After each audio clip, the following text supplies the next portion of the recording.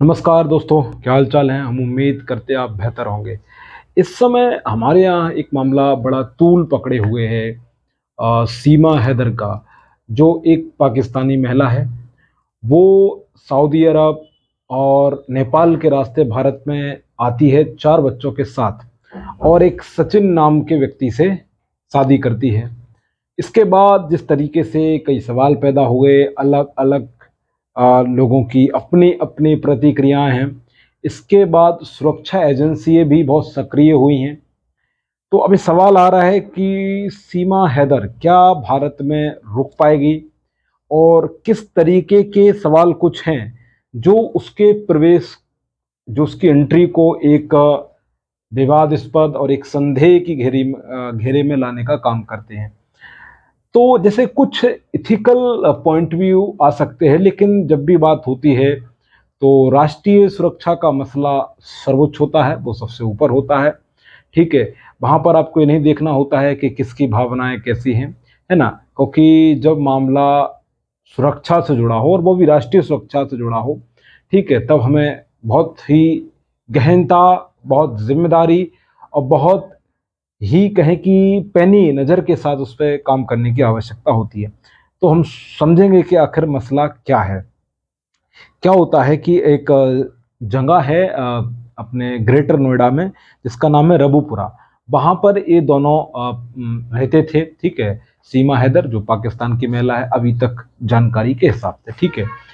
इसके बाद वहीं पर सचिन, ये दोनों में दोस्ती होती है और दोस्ती प्यार में बदल जाता है। और यह सब घटनाक्रम जो हो रहा है, ये जो कहानी इन दोनों में चल रही है, केवल एक ऑनलाइन गेम है पबजी, है ना, जिसे लगभग ऐसा कहा जा रहा है कि भारत सरकार पहले ही बैन कर चुकी है। उसके माध्यम से इन दोनों में दोस्ती होती है, दोस्ती प्यार में बदलता है और ये 4 बच्चों के साथ ये महिला भारत में आ जाती है। तो अभी सवाल ये है कि क्या ये रह पाएगी, तो ठीक है। तो पहला जो सवाल है वो तो ये है कि राष्ट्रीय सुरक्षा, ठीक है। हमने सुरक्षा के मामले में बॉर्डरों पर इतनी पैनी नज़र, इतनी बड़ी टेक्नोलॉजी, बड़ी सेना के साथ हमने वहाँ पर सैनिक मुस्तैद किए हुए, इसके बावजूद इस महिला का इस तरीके से प्रवेश कर जाना निश्चित तौर पे हमारी सीमा सुरक्षा को एक सवाल पैदा करता है। इसके बाद ये है कि ये जो महिला आई है, ये धोखा देकर आई है। तो क्या इसकी गारंटी है कि वो यहाँ भी ईमानदारी बरतेगी, यहाँ पर भी उतनी ही सत्यनिष्ठ रहेगी? ये भी एक सवाल है। इसके बाद जो चीज़ होती है यहाँ पर, अगर आप मसला देखेंगे तो नागरिकता के साथ साथ धर्म का आ रहा है बहुत ज़्यादा, है ना, कि धर्म का मामला है। क्योंकि वो कह रही है कि उसने अपना धर्म परिवर्तन कर लिया है, हिंदू धर्म उसने अपना लिया है। और हम जानते हैं कि भारत में अगर आपको ऐसा करना है, आप जब किसी धर्म से हिंदू धर्म में आते हैं, तो आपको आसपास के आर्य समाज के मंदिर से एक सर्टिफिकेट लेना होता है, ठीक है। लेकिन सीमा के साथ पेंच ये भी फंस रहा है कि उसे धर्म बदलने से पहले भारतीय नागरिकता लेनी पड़ेगी, ठीक है। इसके अलावा हम देखेंगे कि जो सबसे ज़्यादा जो बात आ रही है जासूस की, कहीं ऐसा तो नहीं, जो सबके मन में एक संदेह है। अब तो आम नागरिक से लेकर जो सुरक्षा एजेंसी है उनके अंदर भी सवाल पैदा हो रहा है, क्योंकि हम देखेंगे कि ऐसा क्यों, इसके पीछे जासूस को ऐसा क्यों कहा जा रहा है, उस पर ऐसा डाउट क्यों किया जा रहा है।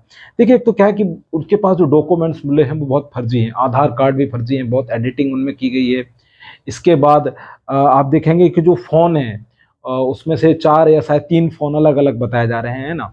तो वो भी पाए गए, उनमें से उनको तोड़ा गया है, उनके साथ टूट-फूट हुई है। तो ये सवाल है कि अगर वो फ़ोन सही थे तो फिर टूट-फूट क्यों? ये बहुत सारे सवाल हैं। इसके बाद उनके पास फर्जी आधार कार्ड भी मिला हुआ है, ठीक है, इसके बाद भी संदेह। और ये भी जानकर हैरानी होगी कि इनका भाई पाकिस्तान आर्मी में है। तो फिर से वही चीज़ कि इतना कहीं ऐसा तो नहीं कि ट्रेंड हो, है ना, इनका ब्रेन वॉश करके यहाँ भेजा गया हो, ठीक है।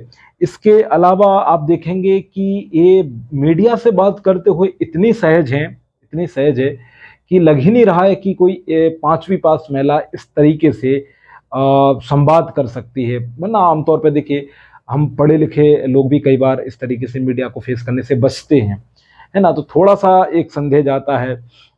इसके बाद सवाल ये है कि जो अ, इससे कुछ सवाल पूछे अलग-अलग न्यूज़ पत्रकारों ने वहाँ पर जाकर, तो इस्लाम से कुछ रिलेटेड तो बता, मतलब कुछ जो वर्ड होते हैं, जो बेसिक वर्ड होते हैं उस धर्म से, या कुछ बेसिक जानकारी होती है वो सीमा हैदर बताने में असफल रही।